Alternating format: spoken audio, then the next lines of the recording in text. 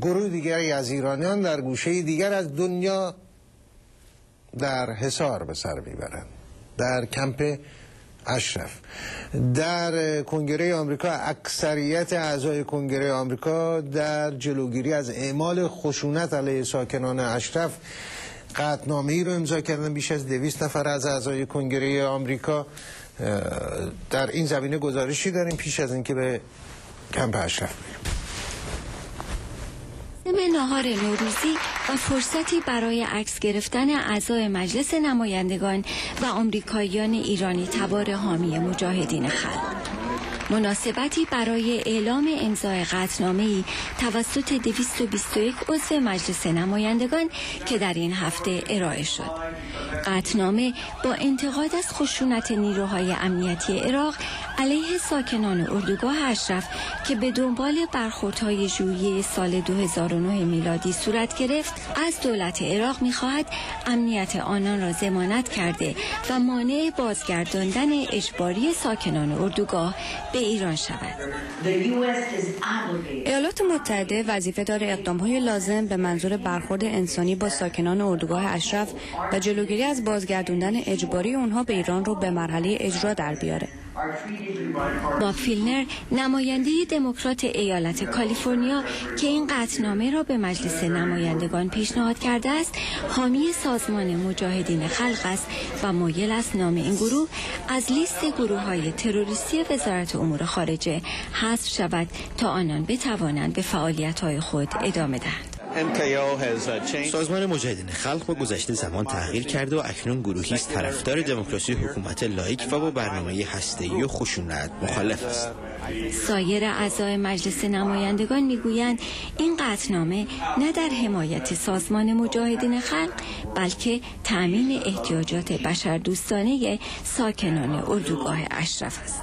ولی آقای فیلنر در بیانیه خود میگوید برخوردها در اردوگاه اشرف و افزایش سرکوب‌ها در ایران دو سوی یک سکه هستند. باوری که نمایندگان حاضر در کنفرانس مطبوعاتی بر آن توافق داشتند. هر کسی که با رژیم آخوندی مبارزه کند و آن را با دولت دموکراتیک جایگزین سازد دوست مردم ایالات متحده است. خب به آقای بهزاد صفاری مشاور حقوقی سازمان مجاهدین خلق ایران در کمپ اشرف روی خط ارتباطی با ما هستند. نوروز بر شما خجسته باد آقای صفاری.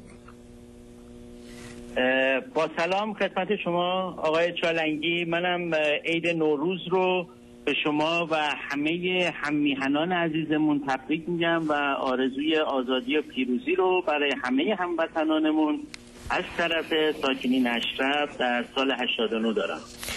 آقای صفاری گزارش ما رو دیدید، شنیدید، خودتون در جریان هستین. به طور قطع میخواستم ببینیم که به طور کوتاه اگه بفرمایید پیامد این بیانیه قطعنامه اکثریت کنگره آمریکا یا توصیه نامه یا هر عنوان رسمی غیر رسمی برش بذاریم در میان ساکنان محصور شده اشرف چه بود؟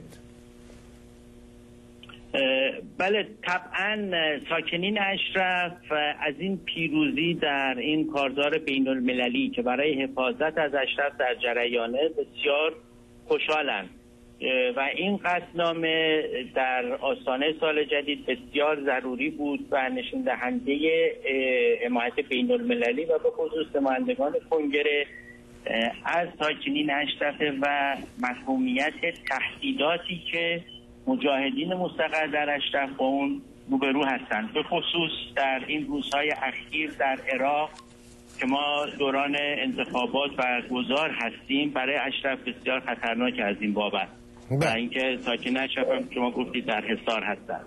خب این همزمان هست با پارلمان انگلیس و همینطور پارلمان فنلاند هم ظاهرا اقداماتی مشابه انجام دادن. آیا این یک هماهنگی است؟ آیا یک جور واکنش نشون دادن به جمهوری اسلامی هست یا نه همونطور که یکی از نمایندگان در اینجا گفت این نه حمایت از سازمان مجاهدین که یک اقدام انسان دوستانه است؟ البته یکی از نمایندگان چنین گفت.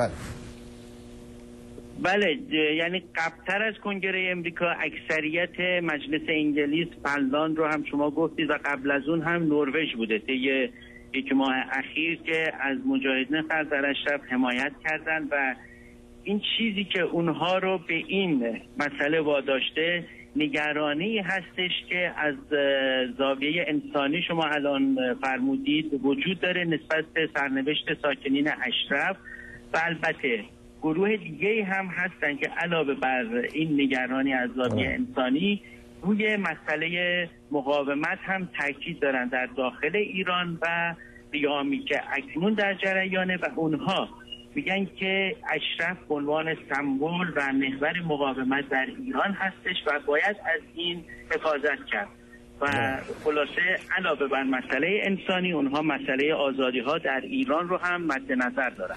خیلی کوتاه بفرمایید، یک سوالی شاید بسیاری از بینندگان ما کنجکاوی داشته باشن. در شرایط این چنین ساکنان اشرف های نوروز رو برگزار کردن؟ البته در تمام شرایط، حتی در سخت‌ترین شرایط که شما شاید از گذشته ها هم به خاطر داشته باشید، مجاهدین و ساکنین اشرف همواره سنت‌های ایرانی و به خصوص نوروز رو گرامی می‌دارن و به کوری چشم دشمنانشون اون رو جشن گرفتن و امروز هم به خصوص در جشن و شادی به خاطر عید نوروز بودن، علی‌رغم تمامی سرکوب و محاصره‌ای که تحت اون قرار دارن یا اینکه آدم‌هایی رو تحت عنوان خانواده‌ای که مأمورین هستن هنوز بعد از مدت‌ها جلوی درد گذاشتن، بیش از 45 روزه که اونها اذیت می‌کنن ولی کماکان جشن ادامه داره. سپاسگزار هستیم آقای بهزاد صفاری از کمپ اشرف در ایران. با سپاس بسیار.